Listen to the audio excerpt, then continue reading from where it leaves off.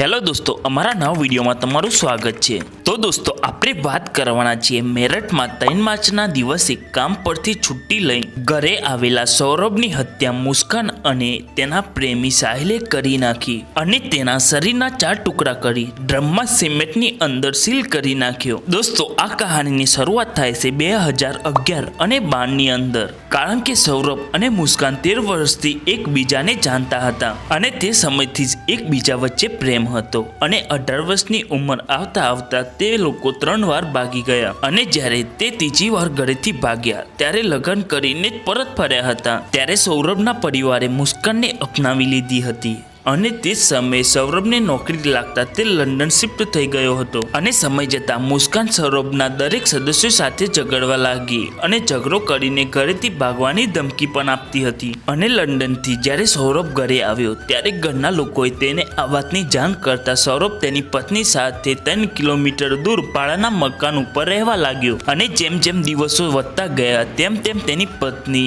બીજા મર્દો સાથે ફરવા લાગી। આ વાતની જાણ થતાં સૌરભ તરત જ લંડન પરત ફર્યો અને કામ કરવા જતો રહ્યો અને જ્યારે કોલ આવતો તો આ બંને વચ્ચે ઝઘડો જરૂર થતો હતો, તેથી ઘરવાળાને પણ આ વાતની જાણ થવા લાગી અને 3 માર્ચના દિવસે તે ઘરે પરત ફર્યો ત્યારે તેની પત્નીએ ખાવામાં તેને ગેનની ગોળી આપી દીધી અને સૌરભ તેના કમરામાં જઈ અને સૂઈ ગયો અને તે સમયે મુસ્કાન અને તેના પ્રેમીએ સૌરભને મારીને શરીરના 4 ટુકડા કરી નાખ્યા અને સિમેન્ટના ટ્રકમાં ભરી દીધો। પછી મુસ્કાન અને તેનો પ્રેમી ફરવા માટે શિમલા જતા રહ્યા અને ઘરના સદસ્યોએ પોલીસમાં કમ્પ્લેન કરવાથી આ વિશે જાણ થઈ અને આ વિડીયો પૂરો જોવો હોય તો કમેન્ટ કરવાનું ભૂલતા નહીં।